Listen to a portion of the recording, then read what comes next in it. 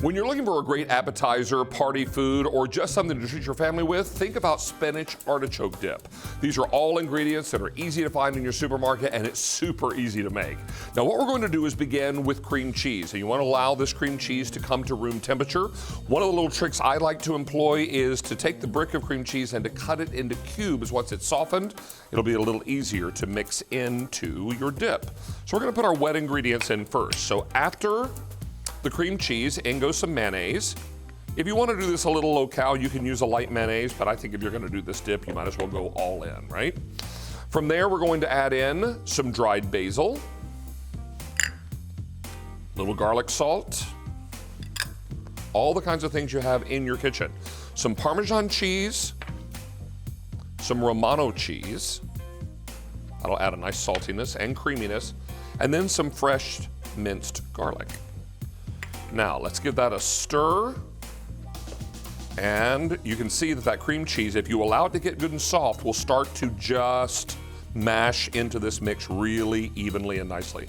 Mix this portion first. We've still got more to add, but you want to take care of this portion first. Get all that cream cheese incorporated into the spices, the garlic salt, the basil, and of course your cheeses. Nice.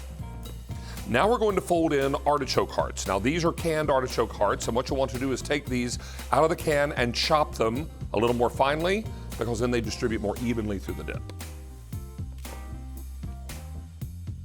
Perfect.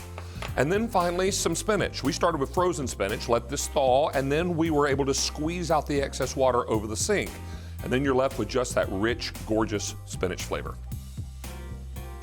All right, let's give this a mix, because when we're done here, we're gonna get this into a casserole dish and top it with yet more cheese, because you can never have enough, right? Get all that spinach incorporated, the artichoke hearts evenly distributed in the mix. Use a rubber spatula in a big mixing bowl. That way you can kind of squeegee out all the other ingredients around the bowl and get it into the mix and fold it all together until it's nicely combined. Great.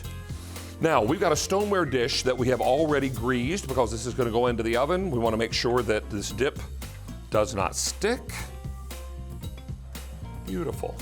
Again, that rubber spatula allows us to get all of the ingredients out of the bowl. Perfect. Now, spread an even layer in your baking dish. And right before this goes into a 350-degree oven, more cheese. This time some mozzarella. Nice, generous amount. You can buy this pre-shredded in the supermarket, nice supermarket shortcut. And once that's evenly distributed on top, we go into a 350 oven that's already been preheated for about 25 minutes.